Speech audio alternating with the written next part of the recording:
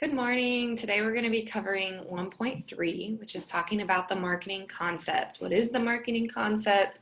How businesses use the marketing concept, and what happens if a business does not use the marketing concept. Before we do that, real quick, I'm going to go over just a few reminders to make sure that we are on the same page. So in Canvas, make sure that you have presented as a class to each other the 1.2 functions of a business. So just briefly share with each other the business that you chose and how they use those functions in a business. Then after we go through 1.3 notes, I would like you to take quiz 1.1, 1.2, 1.3. I would like you to try to take it without your notes, but if you do not feel like you will be successful, then by all means, you may use your notes.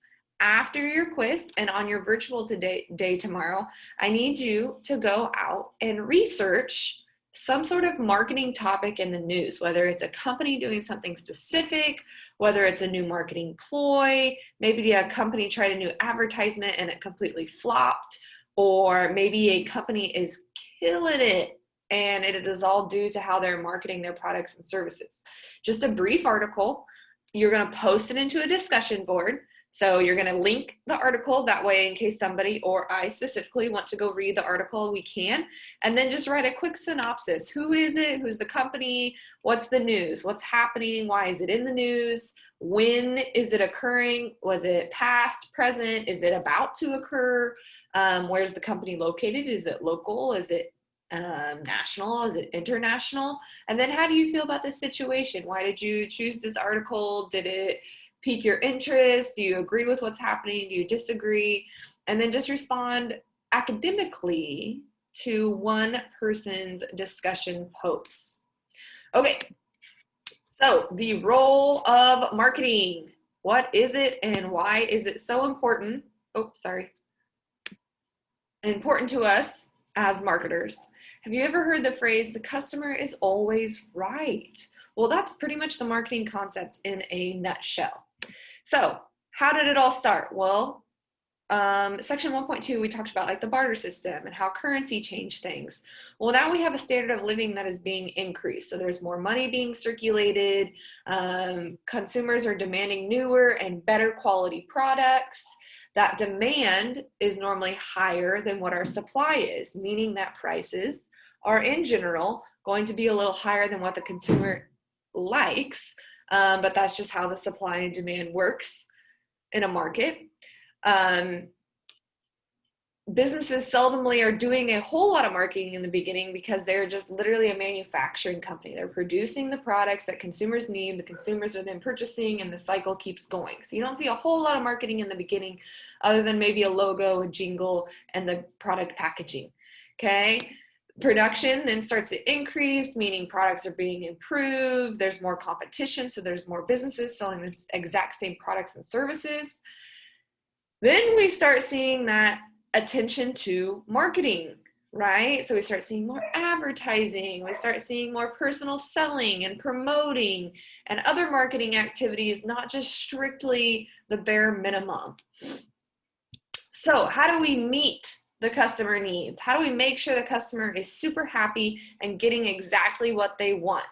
The most successful businesses are when they do meet the customer needs and making sure the customer is getting what they want.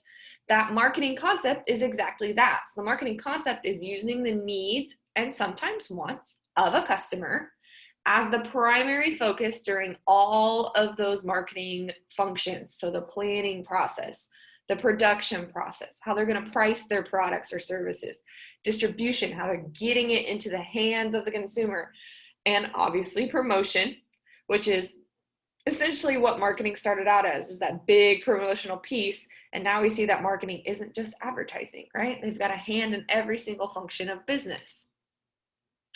So how do we figure out what this marketing concept is for us as a business? Well, first, we need to identify the needs of customers. So what is it that they're needing?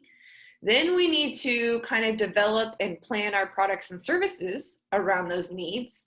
And then we have to continue out that function of business in order to make sure that we're operating profitably so that we can continue to meet the needs of the consumers. All right, so some examples of business industries that have changed how they do things and just responded to the customer needs. Fast food restaurants, we've got a dollar menu. They have calorie counts. They have meal deals, right? We sometimes even have drive-throughs. Banks have evolved. You can now do all your online banking right here through your cell phone. Okay, you could log in on online banking. You could drive through an ATM. You can take a picture of a check. You can transfer funds without ever walking foot into a bank. Hospitals are not exactly the same either. They have evolved. We have things like urgent care 24/7.